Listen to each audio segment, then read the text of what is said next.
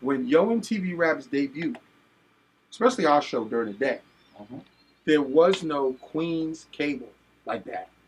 There was no Brooklyn cable like that.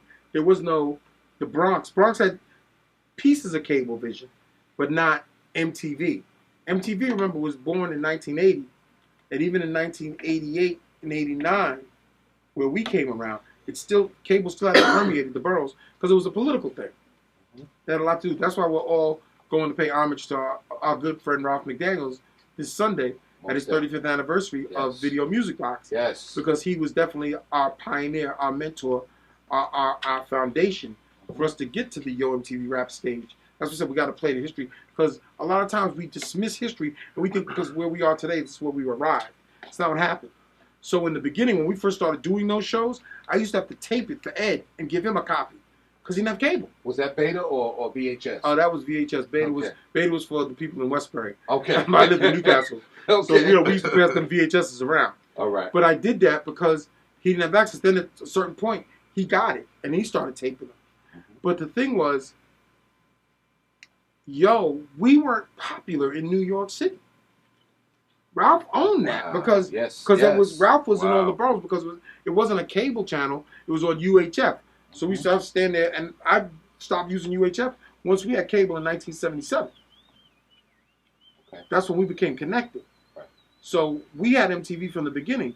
So that's what I said. When I thought about when I was offered the situation, sometimes we think, selfishly, and I can say, yeah, it's going to be me, and look where I'd have been. No, not with hip-hop, not with rap music. Not with being blessed with groups like Leaders of New School, with, Charlie Brown, Dingo D, Busta Rhymes. Not being blessed around groups like Public Enemy, the Deadly 3 MCs, Townhouse 3, the Tantalizer 2. I can go on and on and on, Uptown E. I come from people that we were inclusive, not exclusive. So you have to come together to be able to encourage the culture of hip-hop. But the first thing we were selling, that's why I say I go back to Yo MTv Raps. And our show was called Yo MTv Raps Today. Okay. And we were blessed with the one thing Ed and I always said from the time we started, and we really did have conversations. And the one thing about Yo MTv Raps Today, we programmed every one of those shows. Every video you saw there, we put there. Those shows were designed for us to do it that way. Nice. And we took that initiative because of my BAU training and understanding what would happen for that. So everything that we visually saw, we knew how to put something around that. Because when we started, there wasn't a lot of rap videos at that time. Right. Not like there was a few years later, or when that show then started to explode. Then the music became the game.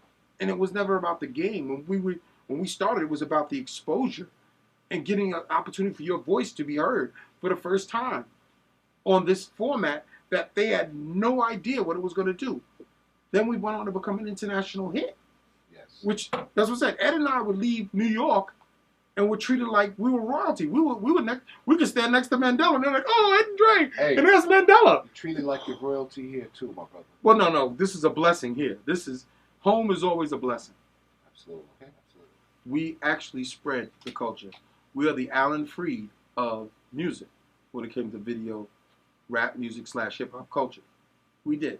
What Alan Freed did, who came with the, rock around the clock, rock and roll, which he didn't come up with that. That was actually Chuck Berry who said those things, rock and roll and rhythm and blues.